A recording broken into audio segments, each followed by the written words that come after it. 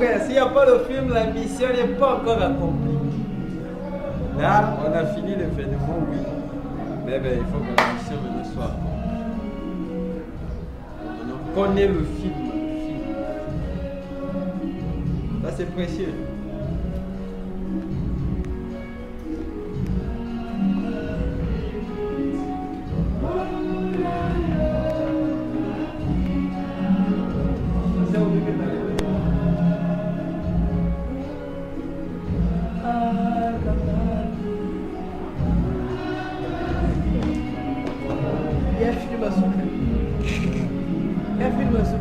Dernier match.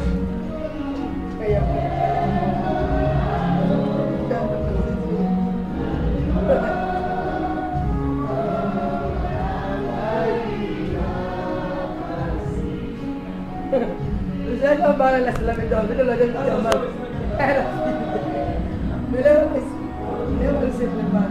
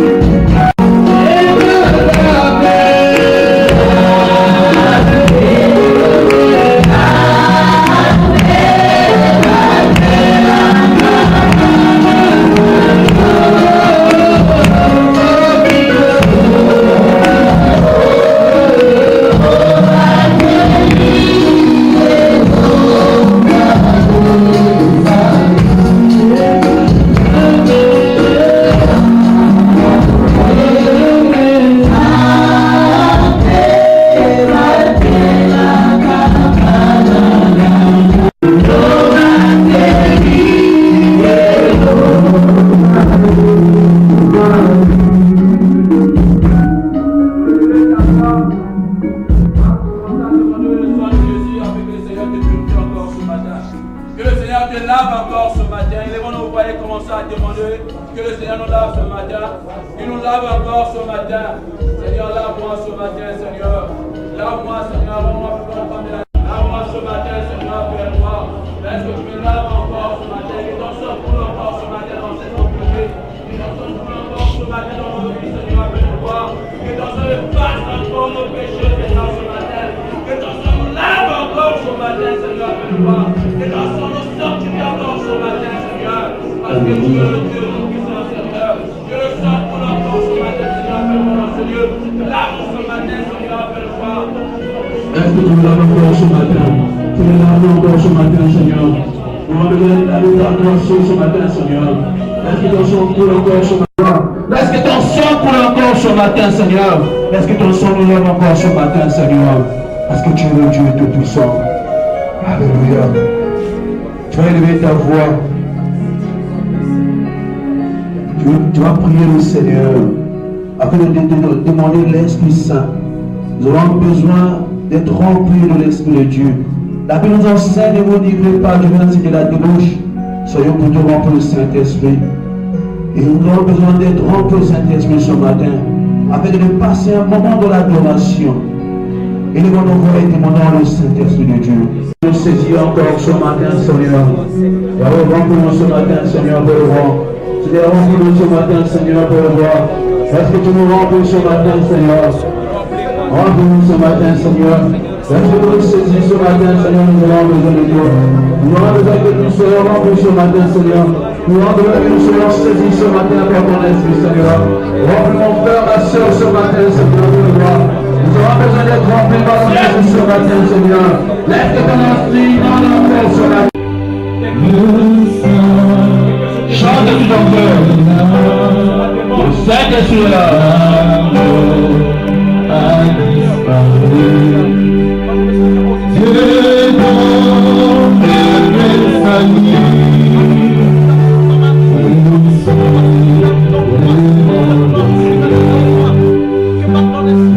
Le monde je sais.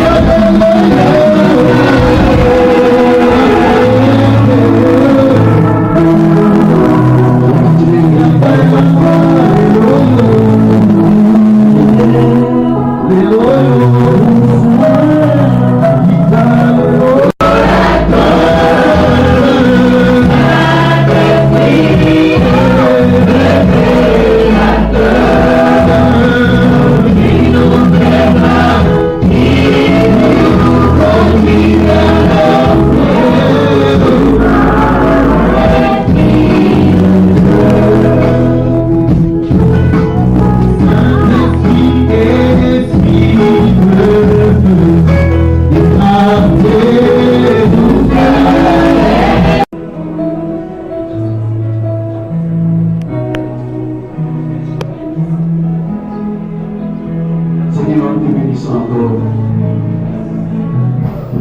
Nous te bénissons encore, Seigneur, Père de roi.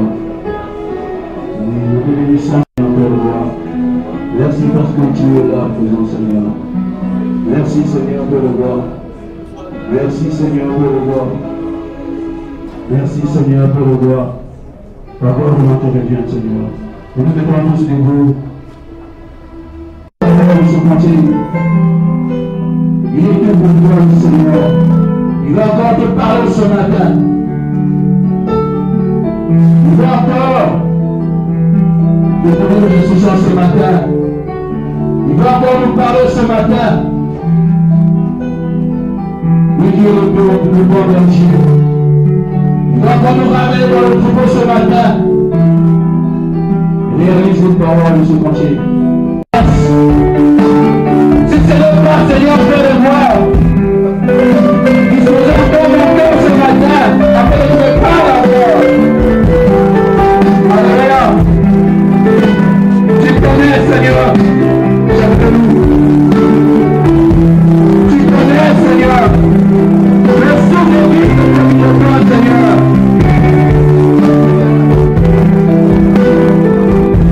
Alléluia.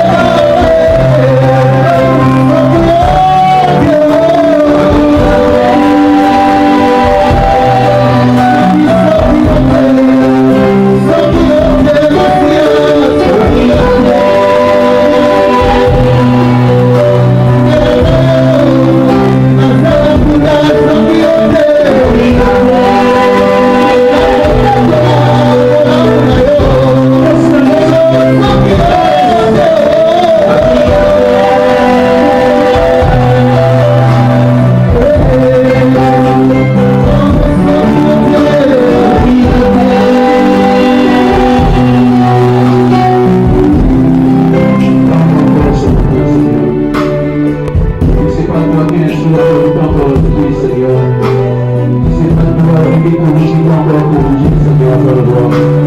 C'est pour ça ce matin, Seigneur, faire le droit, nous recommandons la gloire. Avec tu nous parles encore, Seigneur. Avec tu nous enseignes encore, Seigneur, faire le droit. Avec tu nous corriges encore, Seigneur, au Dieu tout-puissant. Ce matin, nous avons besoin d'être repères auprès de toi ce matin, comme le bon disciple qui t'a attendu à écouter ta parole, Seigneur. Parle encore ce matin, Seigneur. Parle encore nos vies ce matin, Seigneur. Tu connais, Seigneur, ce que nous avons besoin ce matin. Parce que tu nous parles encore ce matin, Seigneur. La gloire de rentrer de vie, Seigneur. Au nom de Jésus-Christ. Nous acclamons le Seigneur. J'invite au vote cela.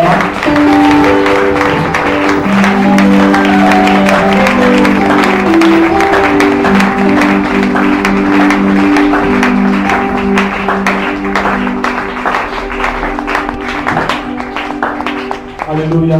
Amen. Je vous salue au nom du Seigneur. Amen. Amen. Nous voulons acclamer pour le Seigneur.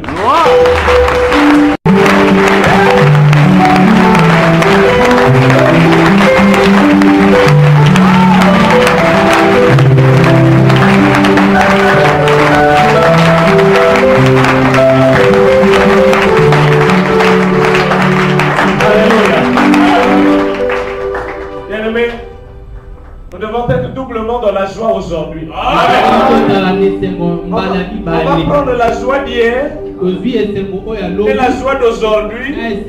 On va les additionner et après on va acclamer le Seigneur. Parce que nous avons attendu pendant longtemps. Nous l'avons vu s'accomplir hier. Et aujourd'hui encore nous nous rassemblons tel que nous étions hier. Nous ne pas dans la tombe pour faire quoi? Pour raconter les œuvres de l'Éternel. Amen. Dieu est merveilleux. Amen, amen. Nous allons ouvrir nos Bibles telles que nous sommes debout. Dans le livre de 1 Pierre, au chapitre 5,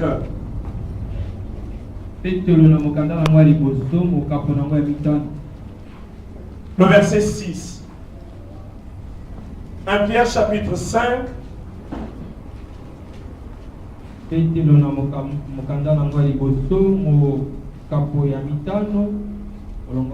verset 6.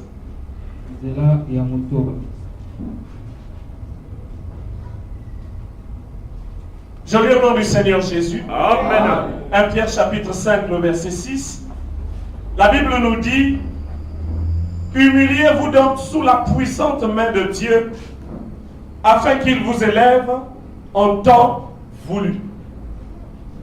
Alléluia. Amen. Je relis encore. Vous devant le Seigneur et il vous élève. Nous pouvons nous asseoir.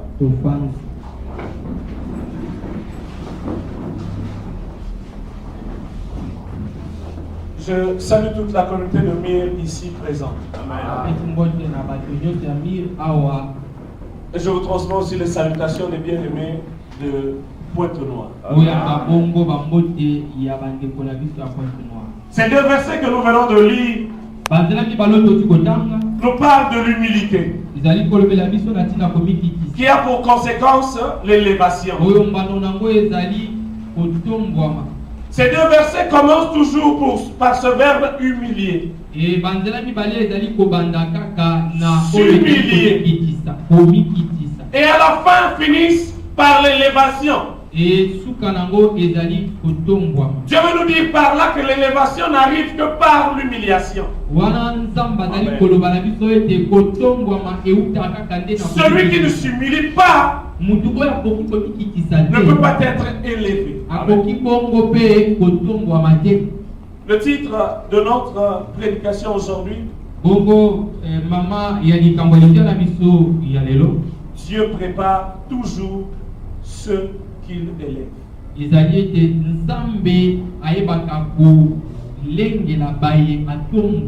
Dieu prépare toujours ceux qu'il va élever. Dieu ne prend jamais sans préparation pour élever. C'est impossible Il doit vraiment te préparer. Parce que c'est lui qui a mis en place des lois que nous voyons.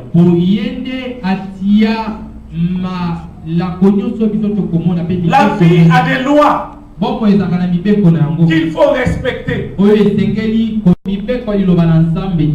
ne peut pas vivre ce que Dieu a voulu que tu puisses vivre. L'on ne peut pas se retrouver là où Dieu a voulu réellement que l'on puisse s'épanouir. Pour tout un chacun de nous, Dieu a prévu des endroits pour que chacun s'épanouisse. Si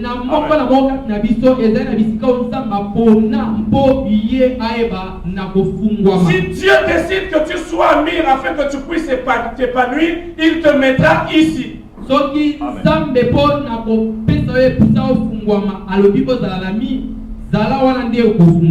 Mais le malheur arrive lorsque l'on quitte l'endroit qui a été prévu pour son épanouissement.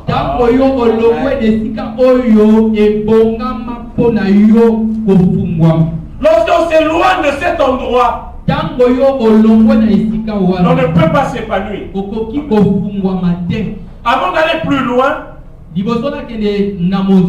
j'aimerais d'abord que l'on précise ce que veut dire la préparation. Je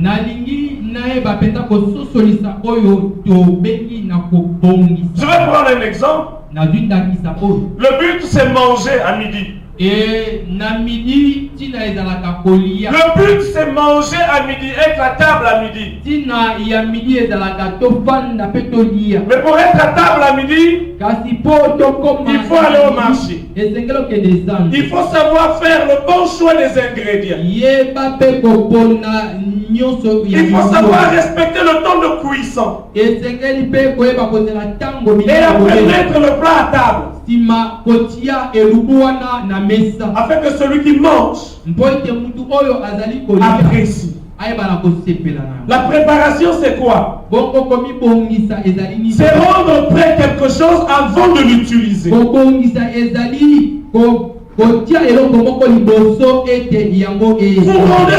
le rendez prêt avant de pouvoir l'utiliser. Nous sommes des instruments de Dieu. Pas seulement à l'église, dans nos familles, dans la société, les compagnies là où nous travaillons, partout là où nous pouvons être, pour que Dieu puisse t'utiliser dans cet endroit, il doit d'abord te préparer. Alléluia. Amen. Dieu te prépare pour une tâche. Il veut faire avec toi quelque chose. Il veut t'utiliser dans un domaine. Alors il va d'abord te préparer. En te faisant passer des séries d'épreuves. En testant ta moralité. En t'enseignant par beaucoup de choses. Frère, vous pouvez recevoir tous les séminaires qu'on peut organiser ici. Mais si vous n'avez jamais des occasions pour appliquer ce que vous apprenez, vous ne grandirez jamais. Vous ne vous forgerez jamais. Tu peux demander l'humilité à Dieu. Dieu donne-moi être humble. Dieu ne te donnera jamais l'humilité. Il a déjà donné le Saint-Esprit. Il te donnera sa parole. Et il te donnera des occasions pour que l'humilité, que tu puisses pratiquer ce qu'on appelle par l'humilité. Il te donnera des occasions pour que tu puisses appliquer cela. La condition est posée dans Jean 4:10.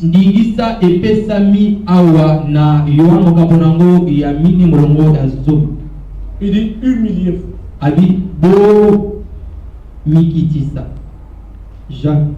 Humiliez-vous.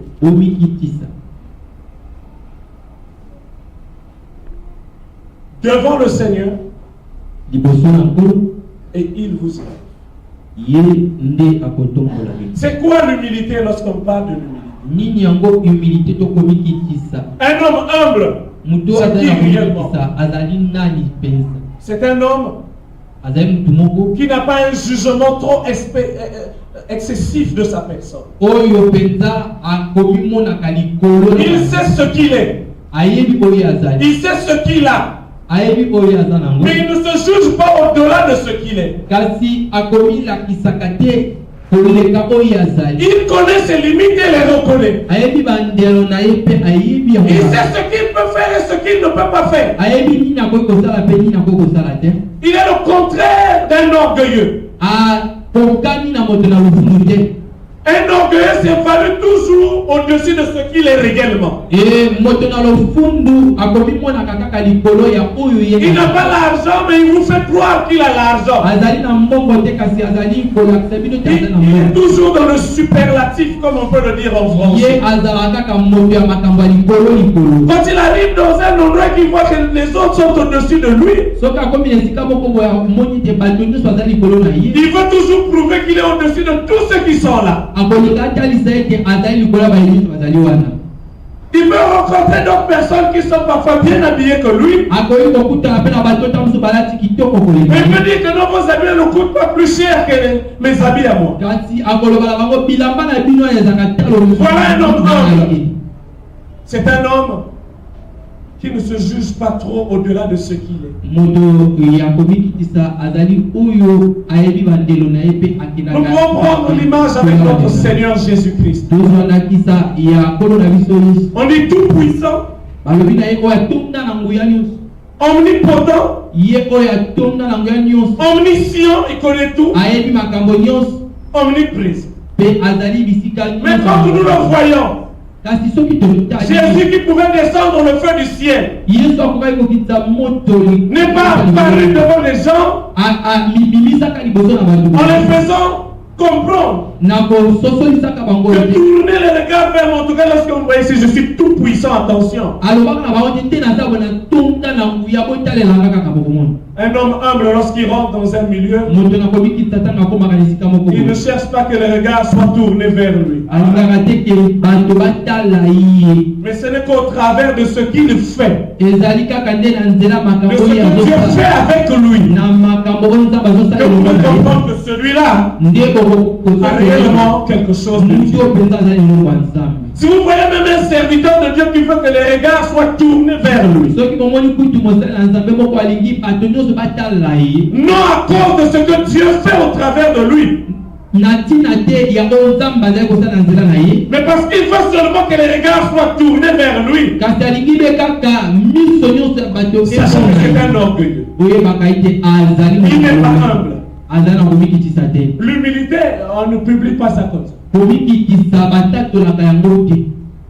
Mais ça se dégage au travers des actions, au travers de ce que l'on fait, au travers de l'exemple que l'on donne aux autres. Alléluia. Le Seigneur Jésus Tout-Puissant, mais il s'est humilié. Tout-Puissant, mais il s'humilie. À plus forte raison, toi et moi. Lorsqu'on te donne une parcelle d'autorité seulement, une parcelle. Amen. Je me rappelle toujours lorsqu'on était en formation à l'extérieur. Dans le groupe où on avait, il y avait au moins 3 filles. Une fille chinoise et 2 angolaises. Chaque jour, chacun devait diriger toute l'équipe. Tu fais le programme et tu donnes les instructions. Ça se passait toujours bien. Mais le jour où une fille angolaise en a donné son tour aujourd'hui, en tout cas, on avait senti que ce jour-là, c'est elle qui avait le commandement. Tu n'as même plus le temps d'aller prendre une bouteille d'eau et de boire. C'est quand on est test, tu vas aller où? On est resté tranquille. C'est là on est seulement à l'école seulement. On a seulement donné un petit pouvoir temporairement. Si elle était directrice chez eux là-bas, les gens n'allaient même pas avoir des pauses café. Alléluia. Mais le Seigneur a été humble. Sur ces deux versets que nous venons de lire, la condition est posée. Dans 1 Pierre 5, 6, il est dit: humiliez-vous donc sous la puissante main de Dieu.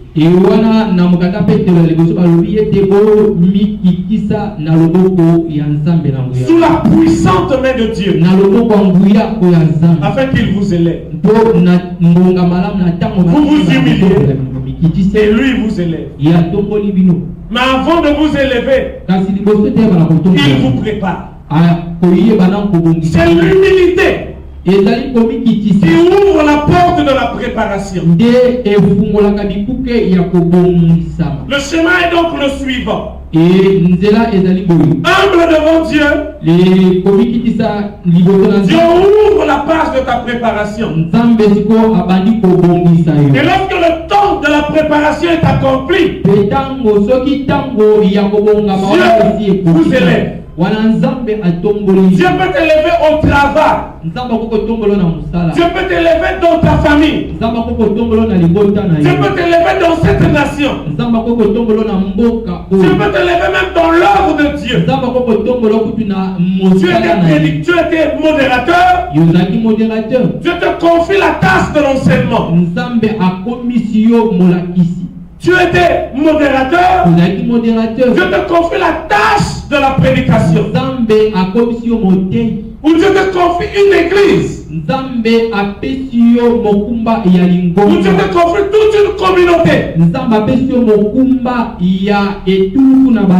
L'élévation sous toutes ses formes et toutes ses dimensions. Dieu te prépare et te donne un bon foyer.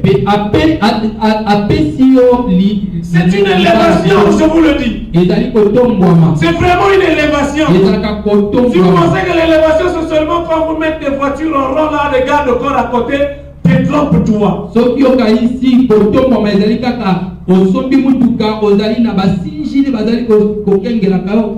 Parce qu'il dit ici que tu t'humilies et lui t'élève. Il n'a pas précisé. Dieu peut t'élever dans les affaires. Même dans le petit commerce que toi tu qualifies de petit, Dieu peut t'élever à partir de là. C'est seulement si tu es humble et que tu acceptes les séries d'épreuves que Dieu va te donner. Souvent nous refusons ces épreuves. Souvent nous refusons d'être humbles. Parce que nous pensons qu'en étant humbles, les autres vont piétiner sur nous.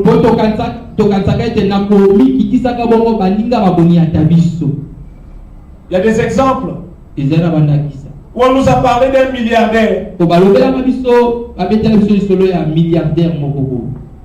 qui a rangé les chambres des serviteurs de Dieu dans l'endroit là où ils étaient en formation. Des milliardaires. Il arrive avec sa voiture, il s'arrête, il prend sa tenue de protocole, il va coiffer les fleurs dans les jardins des salons des hommes de Dieu,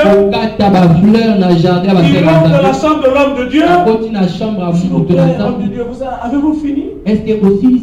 Oui. Ok, d'accord, parce que je veux faire le lit. Il prend les draps, il emmène à la buanderie, il arrange le lit, il fait la serpillère, il fait tout ce qu'il faut faire. Alors il est dehors. Et quand on dit à cet homme de Dieu que vous voyez cet homme là, oui, c'est un milliardaire. Ils étaient étonnés. Quoi? milliardaire. Ça, on ne va pas ça chez vous. C'est seulement si tu es milliardaire ici. On ne sait pas. Comment ça va se passer? Allez, qu'on te donne un trône ici à l'église. Amen. Tu vas t'asseoir. Tu seras peut-être notre nom président du département des partenaires. Impose même les prédications à l'église. Parce qu'il faut bien inviter le pasteur qui est venu là.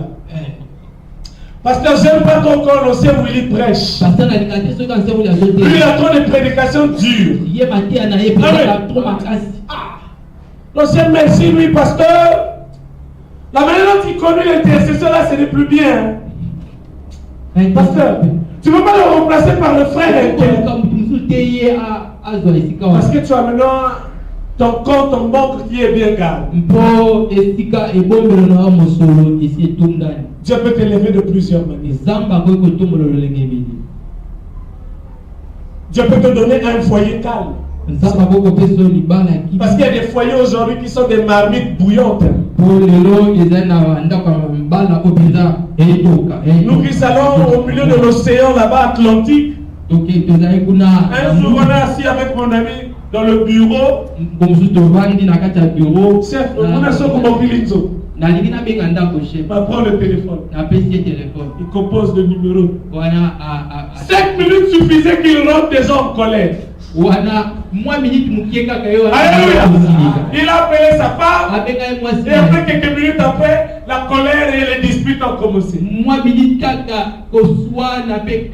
Il a pris au moins 27 minutes ou 30. Quand il est sorti, mon collègue me pose la question. Mais c'est mal, je ne comprends pas pourquoi les marais sont toujours en colère lorsqu'ils appellent la ville. Il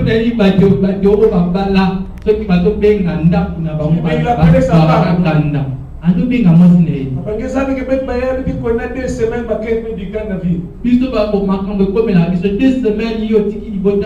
est seule, elle est restée à la maison. Elle sort et rentre comme elle veut. Alléluia. Ah oui, hein? Avoir un foyer calme, c'est une élévation. Ma soeur, si ton mari sort et il rentre toujours à la maison assis, c'est une grâce. Si ton mari, lorsqu'il va toucher son salaire, il emmène le salaire, vous ne vous faites des programmes. C'est une élévation. Il y a des femmes qui retrouvent l'argent dans les poches seulement de leur mari. Tu te dis que c'est rien.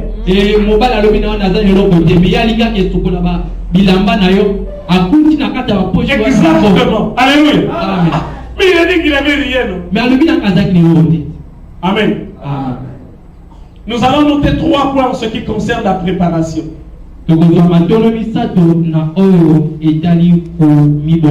Si quelqu'un dort à côté de toi, réveille-le. Dis frère, la parole de Dieu passe. Le premier point, c'est que la préparation est incontournable avec Dieu.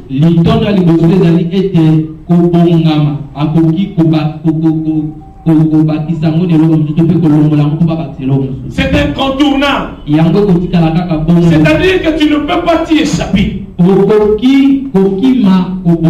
t'élever, il te prépare. À moins que tu refuses de t'humilier. La deuxième des choses, c'est que la durée de la préparation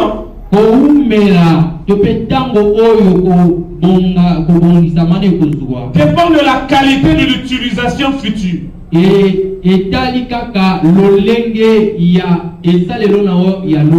Ce que Dieu veut faire de toi déterminera la durée de ta préparation.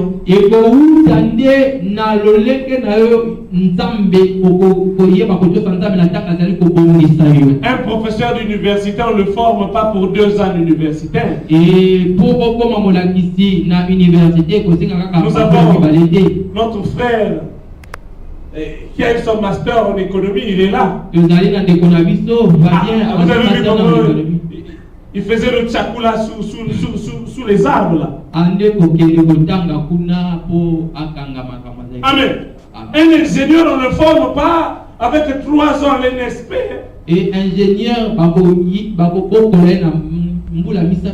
parce que pour faire de toi un ingénieur, on va prendre trop de risques. Ingénieur en construction de pont. Ingénieur et en construction, il y a ma pont.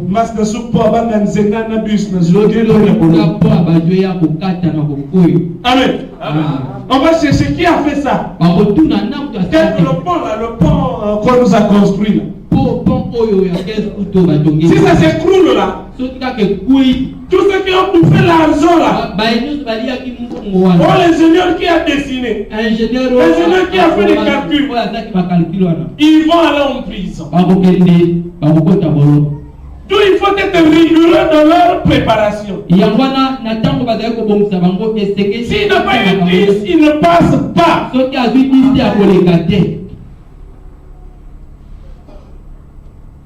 La durée de la préparation dépend de ce que Dieu veut faire de toi.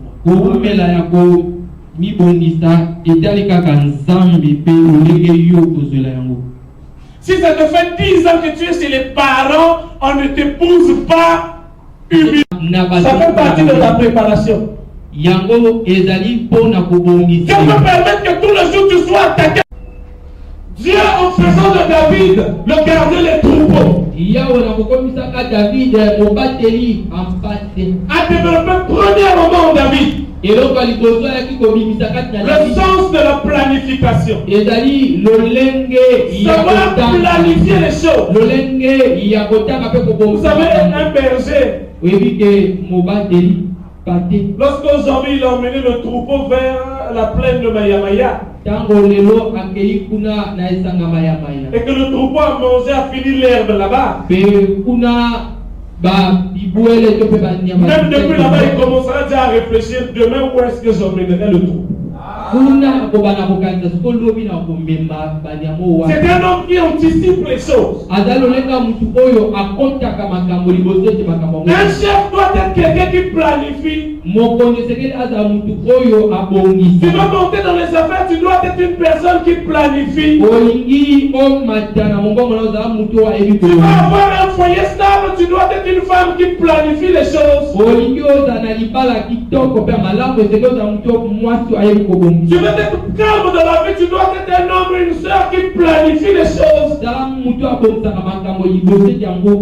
Lorsque David dormait, il réfléchissait.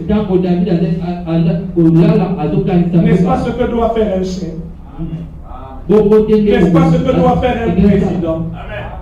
N'est-ce pas ce que doit faire un ministre bien formé? Tu dois savoir que le peuple là, en ce net moment, il faut pas dire Yahoo.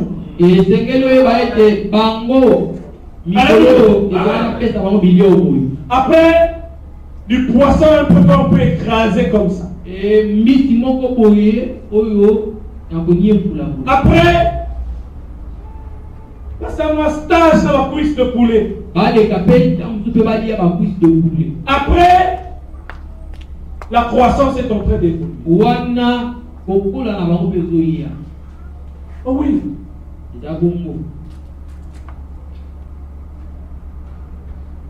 Dieu s'est servi de Saül pour former David. Un roi qui n'est plus roi spirituellement mais physiquement. Dieu place devant lui un roi qui est spirituellement établi mais physiquement pas encore.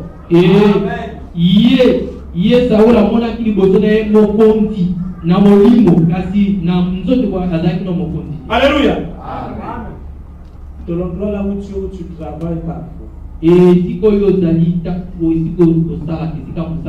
Le fauteuil de ton chef là,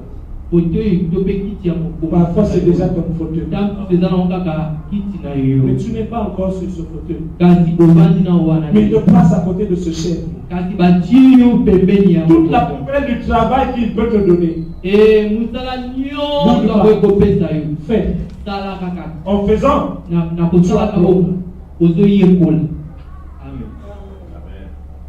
Même si tu deviens la poubelle de la compagnie, les tâches bizarres on donne à toi. Parce que dans le matin, quand tu quitteras pour monter ta société, tu vas avoir la tête qui tourne. Je vais vous donner un témoignage. À Pointe-Noire, avec l'église Mire, la communauté Mire. Je ne fais que le copie-coller de ce que j'ai vu mon père spirituel faire ici. Fini. Amen. La construction du temple. Le secret, ce n'est pas aller bloquer les maisons des gens. Le secret, c'est quoi? Je pense que tu as compris. Ça veut dire quoi? Ça veut dire quoi? Oui. Avec les frères Lionel, tout le monde après on ne fait que prier. Seigneur, Seigneur, Seigneur. Et aujourd'hui nous sommes sur le point de mettre la charpente. Amen. Les gens se posent la question. C'est seulement le groupe que vous êtes là, vous arrivez à faire ça. Oui, c'est vraiment ça. C'est seulement ce groupe-là que vous voyez. Mais il y a un secret dans tout ça. C'est que nous prions. Amen. Nous prions. Deuxième qualité que Dieu voudrait mettre en David pendant qu'il était avec les troupeaux. Le sens de la responsabilité. Être responsable de ses actes. Ne pas faire assumer alors les fautes qui te revenaient.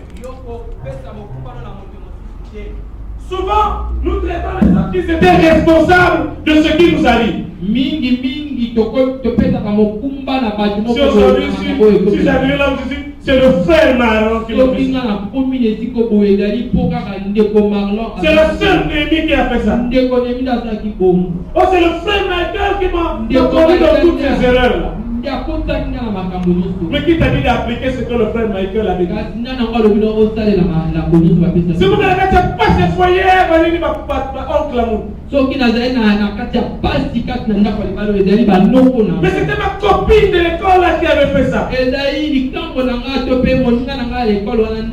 Et troisième élément, le sens du sacrifice. David pouvait poursuivre le lion pour aller arracher sa brebis. David a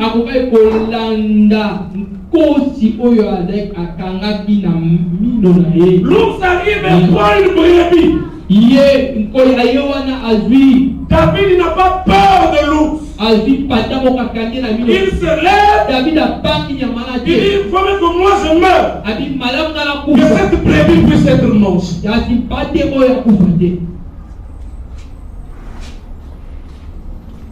C'est ce qui l'a emmené à se lever devant Goliath. Il dit, si l'Éternel m'a délivré du lion, de l'ours, ce n'est pas de ce monsieur-là que l'Éternel ne pourra pas faire. Amen.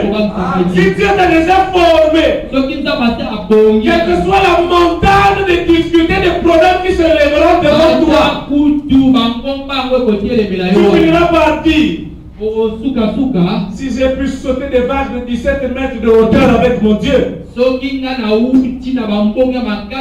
n'est pas le problème de la stérilité qui peut me bloquer. Alléluia. Si j'ai pu survivre dans tous ces problèmes-là, ce ne sont pas des difficultés financières qui peuvent m'empêcher d'avancer. David a appris là. Et lorsqu'il a compris, Dieu l'a fait sortir. Va te mettre devant Saül. On dit qu'il y a un fils d'Isaïe qui s'est joué le harpe. Faites-le venir. Il est venu se mettre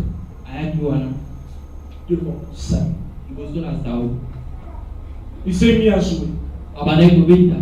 Saül l'a aimé. Et la Bible dit que Saül a fait de lui le porteur de ses armes. Il transportait l'arme de Saül. Mais on n'est pas à côté de Saül, qu'est-ce qu'il a appris? Il a vu comment un roi doit se comporter. Il a vu comment Saül est en train de faire ses bavures et ses erreurs. Quelle est ta réaction à toi, ministre, futur ministre de Dieu? Quand ton père spirituel qui est devant toi est en train de faire des erreurs et des fautes, quelle est ta réaction à toi?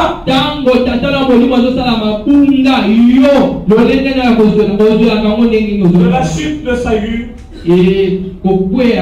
sans rejet par Dieu, jusqu'à ce que David devienne roi à Hébron. Il s'est écoulé 13 ans. C'était 13 ans de calvaire pour David. Parce qu'après le palais, on voulait maintenant à sa vie. Il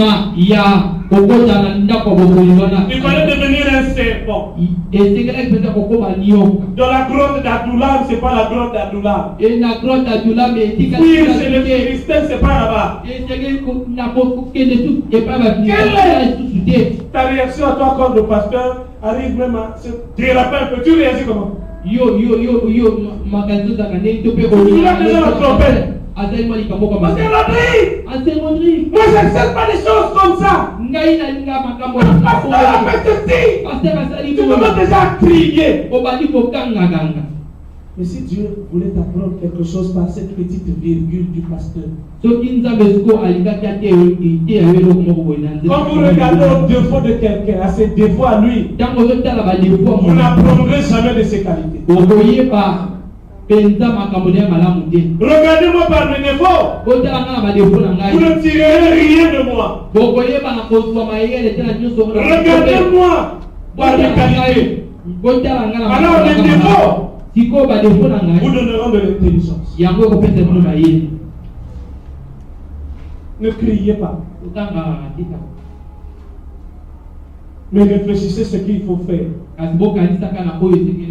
Si ta maman vit le calvaire dans la maison, toi qui es enfant, tu vois.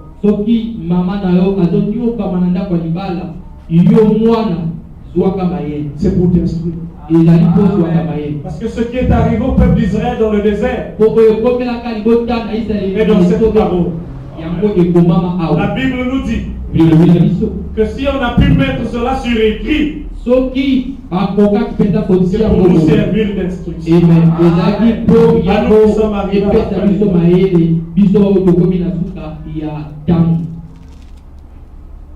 Il a vu comment Saül se comporte. Les erreurs et les bonnes choses de Saül devant les yeux de David. Il faisait aussi ses analyses à lui.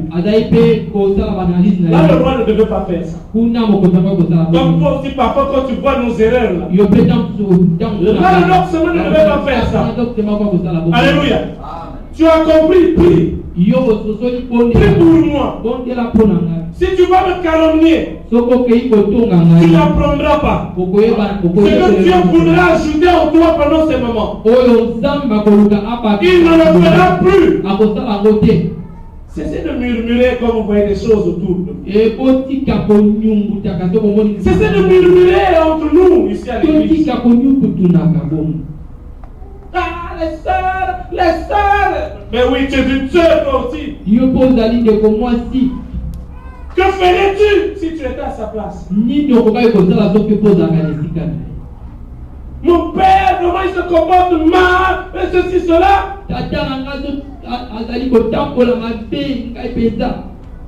Que feras-tu quand tu deviendras père? Apprends aujourd'hui, ne te moque pas. Mon grand frère me disait toujours, quand tu as un salaire de 10 francs, tu as des problèmes de 15 francs. Si tu as un salaire de 15 francs, tu as des problèmes de 20 francs. Quand il touchait son salaire, je posais mes problèmes. Et quand j'aurai l'argent, je te donnerai. Quand il a l'argent, je viens à rappeler. Il dit pour le moment, ce n'est plus favorable, il faut encore attendre quand j'aurai l'argent. Je murmurais dans les coins. Je boulais dans les coins. S'il était possible, prendre le téléphone et faire des comptes rendus. Pensez à moi vraiment. Ici, là. C'est comme si que je ne comprends pas. Mais je vous assure que mes murmures là sont devenus mes confessions d'aujourd'hui. Sont devenus mes confessions d'aujourd'hui. Parce que quand je suis assis, j'ai le problème de 15 francs alors que je n'ai que 10 francs. Le grand frère avait raison. Il avait compris ça avant moi. Et pourquoi Dieu m'avait permis d'être à côté de lui? C'était pour apprendre tout ça. Où tu pouvais rester avec tout un pantalon, 2 pantalons, 2, 3 mois. Alléluia.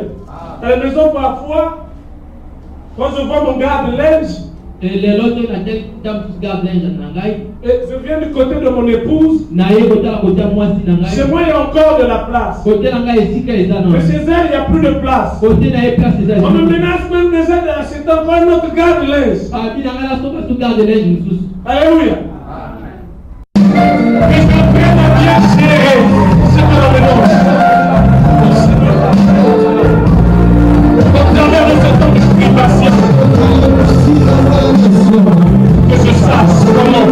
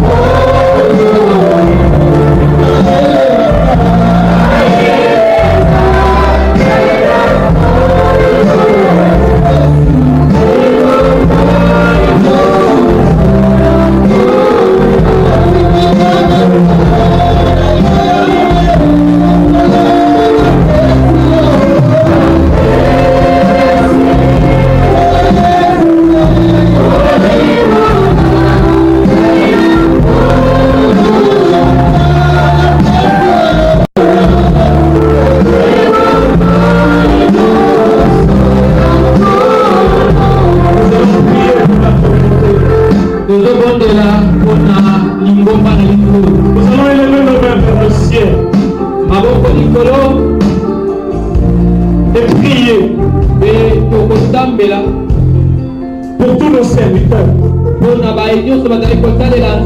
et servantes de Dieu, que le Saint-Esprit leur fasse comprendre qu'il est en train de nous former au travers de tout ce que nous vivons.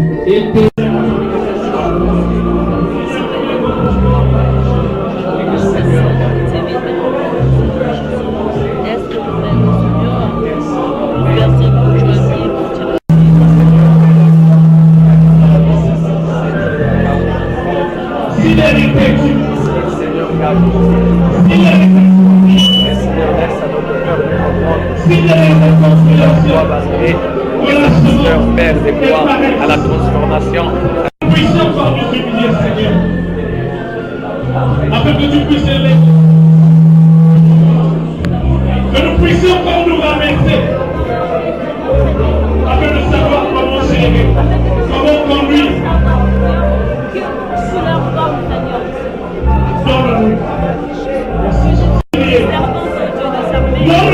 s'humilier dans notre Dieu. Père, sans humilité, il n'y a point de compréhension et il n'y a point d'élévation.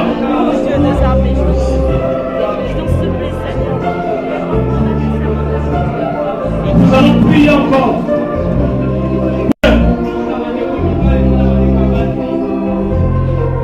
Afin que nous puissions tous devenir humbles. Que l'humilité soit notre partage. Que l'humilité soit dans le cœur de tout le monde. Afin que Dieu puisse tous nous élever. Notre choix de tous, c'est d'être élevés. Ne prie pas d'abord pour toi, mais prie pour ta soeur et pour ton frère. Et avant d'envoyer, prions au nom de Jésus.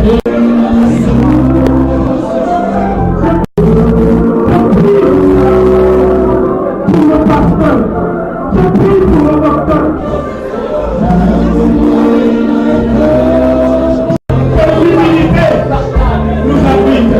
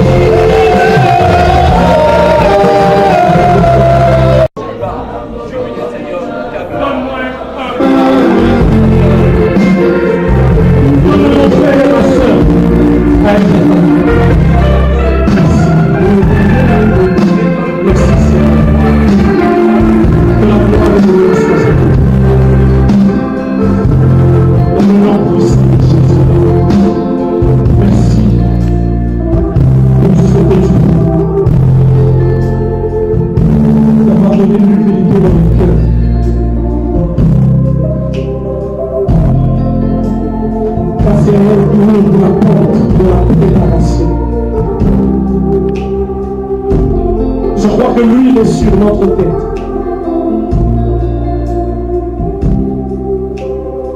Et ce que tu fais de mon frère un homme de valeur et de distinction. Et ce que tu fais de ma soeur une femme élevée. Merci. Que la gloire et l'honneur soient à toi. J'ai parlé comme tu m'as demandé de le faire. Depuis là où j'étais là-bas, au milieu de l'océan, je ne savais pas que j'allais prêcher à Diata. Avec tout ce que j'ai vécu, je me disais que j'allais m'asseoir. Mais tu m'as donné une parole au lointain là-bas. Pour la délivrer à Brazzaville. Je sais une chose,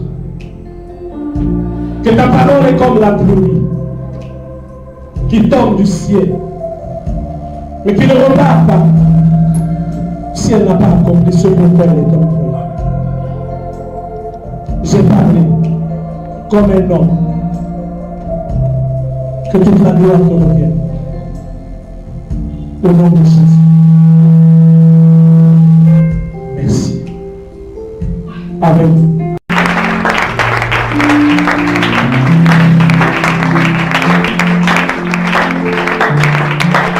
Nous